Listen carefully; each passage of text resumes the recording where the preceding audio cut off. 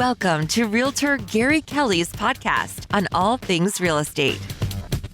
Hi, welcome to Chet's Diner. We're here today talking with Carl Lund of Heritage Remodeling and what is it? That's fine. Heritage Renovation and Custom Building. Look at the logo. It's got the logo from Carl's wife. I often call you and say, I've got someone that wants to finish a basement. What's it going to cost? And you will sit there and say, how big's the basement? And I'll give you a number, and you give me a price. And you're doing it on a per square foot basis. Mm-hmm. I've asked you, how much is it going to cost to add a garage to this house? You know, we had one over in Northborough where there was a house and they wanted to add on next to it, and you actually did come out on that one. And you said, well, you had problems with setbacks off the sidelines and stuff like that, but you were able to give a dollar amount that, in my view, is a swag. You know what a swag is? Yeah. Scientific, wild ass, yes. Okay? So, how do you go about doing that? Because kind of the world that I come from, you want to get down to how many nails am I going to need, how many pounds, and you add it up, and you, for purposes of, you know, a talking, I'm going to call it a talking estimate as opposed to something you're going to sign a contract on, you've got enough experience to be able to lay that out. How do you go about doing that? Most of it's from past experience.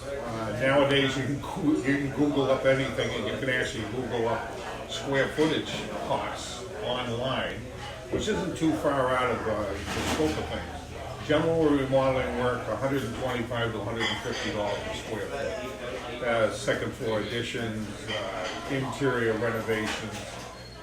That's not a bad number, between $125 to $125 a square foot.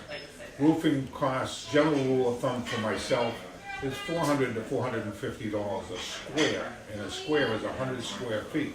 Most houses are somewhere between, let's say 15 squares, a bigger house at 25. So you can do the math and figure it out. And at least it put the number in your head which you might be looking for. So Sue, who's running the camera, okay, believes she needs a new roof. Correct. Okay?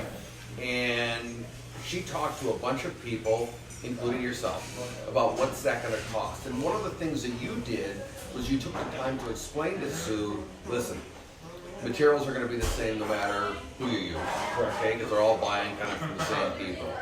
And your estimate was very accurate, I'm going to say at the low end of the estimate she got.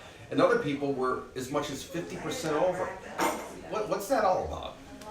Everybody, individual businesses will have their own markup procedure and what their overhead is. Maybe they got 16 salesmen running around, who knows what, and your estimate's going to be way up here maybe.